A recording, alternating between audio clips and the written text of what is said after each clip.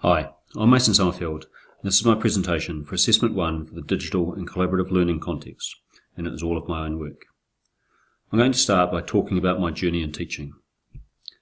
I started teaching in 1995, after being taught at Teachers College how to use a blackboard in OHP, which was really the extent of any technology in teaching at the time. This was of course the time before widespread use of and access of the internet and connected devices. The iPhone was still 12 years away. In saying that, I've always had an interest in using computers and was an early adopter of using simulation programs in teaching agriculture, which is my main subject. I've recently been involved with the IBSC Action Research, which involved boys Skyping and recording videos to send to students in other countries about their environment, in an effort to improve what I saw as a lack of empathy or understanding of how they used the abundant resources that we have available to us in New Zealand. I have a solid working knowledge of Microsoft applications and tools such as OneNote. I've used learning management systems such as Schoology in previous schools. I've had an interesting career to date, and in my current role as Director of Teaching and Learning at Rathkeale, I've been actively pushing the new digital technologies curriculum. I've asked all the staff to complete the digital passport and have been a strong supporter of FUSIC BYD and now blended learning. We're currently partway through an audit looking at how our Rathkeale curriculum prepares students for the 21st century. What I'm wanting to find out is how well do we integrate the 6 C's, the principles, values and key competencies of the NZC. This links back to our foundation, which is based on the 4 pillars.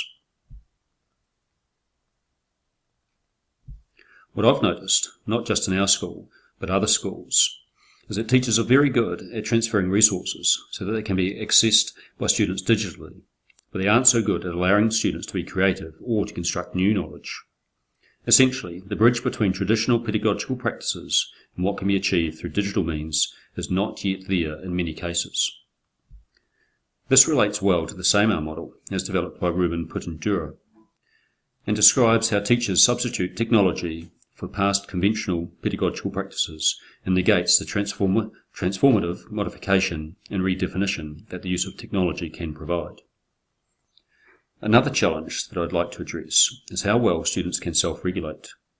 The NZC describes managing self as being associated with self-motivation, a can-do attitude, where students see themselves as capable learners. It is integral to self-assessment. Students who manage themselves are enterprising, resourceful, reliable and resilient. They establish personal goals, make plans, manage projects and set high standards. They have strategies for meeting challenges. They know when to lead, when to follow, and when and how to act independently. It's very similar to the ITEL research, which, through the 21CLD, identified self-regulation as one of the 7 essential skills for success in the 21st century. What I'm concerned about is that this is all very well with motivated and focused students, but what about those who aren't, and how may the impending changes to NCA, potentially through the scrapping of Level 1, to be replaced with some sort of project, how will that impact on students? So my challenge is, can I provide an environment in which students can construct new knowledge whilst managing themselves in a collaborative task? In general, I think our students are quite adept at researching and presenting PowerPoints which demonstrate that they can regurgitate information when working individually, which is what most assessments are all about. So what's my plan? Well, I'm going to organise my Year 11 agriculture class into groups, and they will work together to produce screencast videos of particular aspects of livestock management and physiological systems, which they will then share with each other and will form the basis of this unit's teaching and learning. The boys will learn and teach each other. My part in this will essentially be to help with the IT and to facilitate their collaborative learning and construction of knowledge. This is certainly new material for me, because I've probably been much more like the expert in the room rather than a facilitator.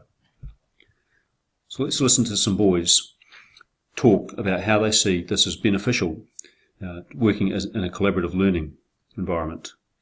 I'm afraid that there is a bit of background noise here, so the boys and other groups chatting away, but I think you'll get the drift. Hi Tom.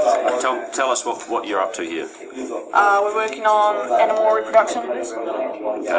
How are you doing that? Well, there's a section where we've got 3 groups. We split up into 3 groups, and we've got me and Nick. We have a third of an animal for reproduction, so we're working on factors affecting reproduction efficiency. Okay. Do you think this is a good way to learn, or is it a little bit hard?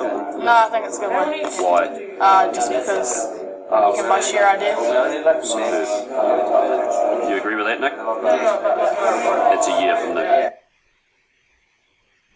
Yeah, no, I think it works, helps us. Right, what works? Oh, the working in pairs and teaching it to ourselves. Teaching each other. We're better teachers than... It's like a sports team.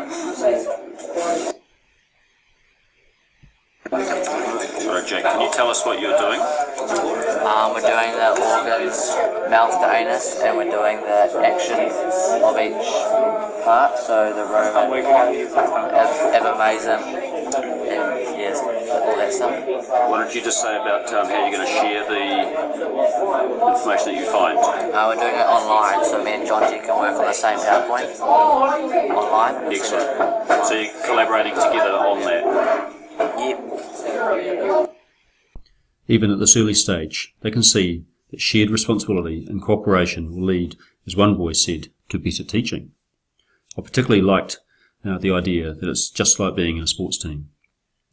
So I think through a well-researched and considered approach, my teaching will be enhanced through the use of technology, as it won't be too distant from my current practice or from our school culture, which, as discussed in Conditions for Classroom Technological Innovations, are important considerations for success when attempting to use some new technology in teaching. This journey will allow for modification and redefinition to occur in my classroom, and perhaps eventually throughout the school. And as John Dewey said all those years ago, if we teach today as we taught yesterday, we rob our children of tomorrow. Thank you for taking the time to view and listen to my submission for this first assessment. It will certainly be a journey.